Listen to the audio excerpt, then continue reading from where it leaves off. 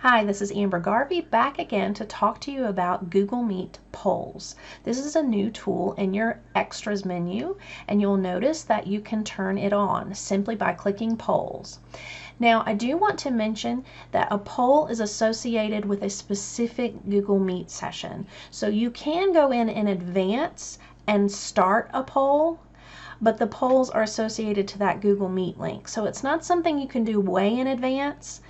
You might want to have your questions pasted in a Google Doc so you can just copy and paste them into the poll quickly, or this is something you can simply tell your students, give me a minute, I'm going to type in this poll. But this is a great way to get quick feedback, whether you're doing polls with students or you're doing it with PD or just a general meeting.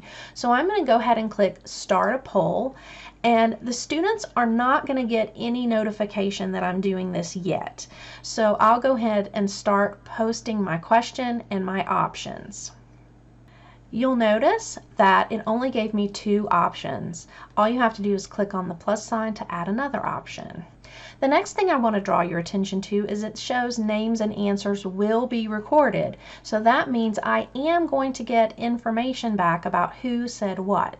And you will get this back as a report. So I don't have to stress as much in the moment to see what people have said. So if you're using this as an exit ticket or a warm-up, you can go back and look at that data more closely after the live session.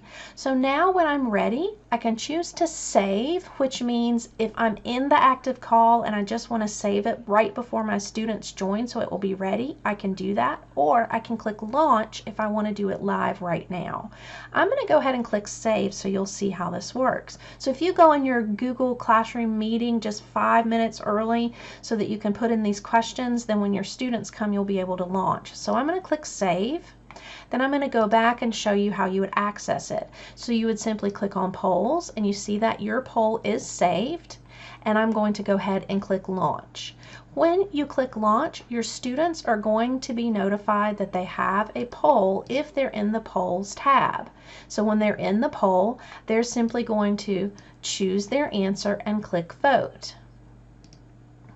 You'll also notice they see that it's live, and I do get a prompt that my name and answer will be recorded. So I'm going to go ahead and click on vote, and we're going to let the rest of the participants vote. So after you receive all the polls back, you can click End Poll, which stops receiving responses from the people on your call.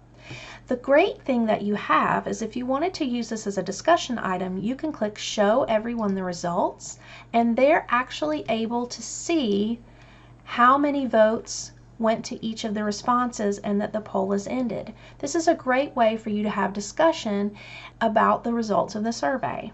You can also toggle this back off so they can no longer see what everyone said and see just what they said. You don't have to use this tool, it's just an extra tool there.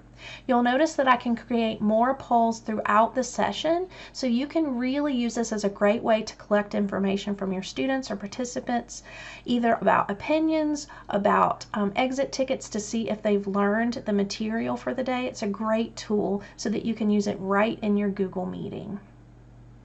After the ending of the session, you will receive information back in an email with a spreadsheet of all your participants, all the polls, and the way each student or each participant answered that particular poll.